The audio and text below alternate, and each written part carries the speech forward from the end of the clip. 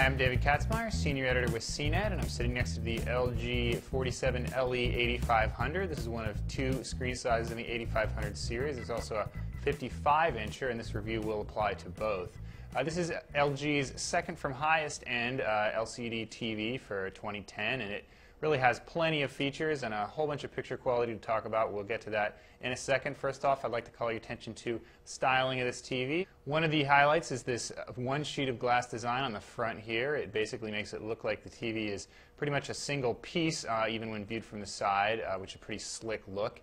Speaking of the side of this TV, it's 1.4 inches deep, so those LEDs in the backlight really do help get it a lot thinner than a standard fluorescent lighting used on most LCDs.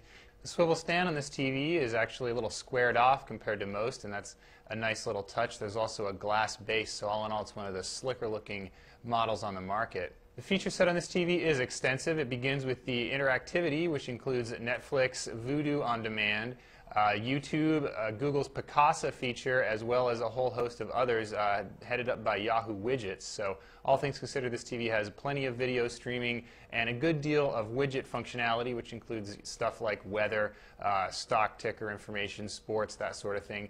You can also stream videos, photos, and music via a home network or a USB connection. One downside, this TV doesn't have any audio streaming capabilities, although YouTube has plenty of music videos and stuff like that. So if you're looking for Pandora or whatever, you might have to wait for firmware update or look for another television.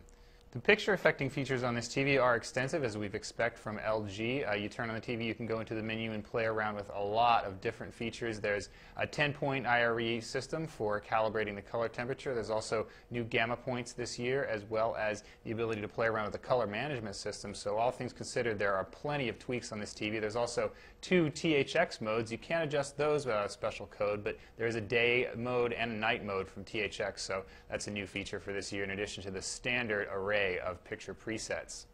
The back panel of the LG has three HDMI inputs, two component video inputs, a PC input, and the LAN port here for Ethernet connection. On the side, there's a fourth HDMI input as well as a pair of AV connections that work with included breakout cables to give you an additional component video or AV input. There's also a pair of USB inputs and a headphone jack. The performance of the LE8500 is among the best we've seen from any TV, LCD, or plasma. A lot of that has to do with the local dimming LED arrangement that leads to excellent black levels on this set. Again, among the best we've ever tested. There's also very good shadow detail. The color accuracy on the LG is among the best we've tested. Its 10-point IRE system allowed us to really nail the color, and there's also very good out-of-the-box color from the primaries and secondaries. The TV's video processing did slip up a little bit. It doesn't allow you to adjust the de-judder and the blur modes as well as a lot of the other TVs we've tested, Samsung in particular.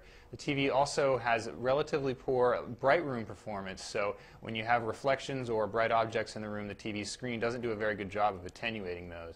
On the other hand, the set does look relatively good from off-angle compared to some LED sets we've seen in the past. Its picture still falls off a little bit when you're one or two seat cushions from the side, but again, not as bad as we've seen in the past.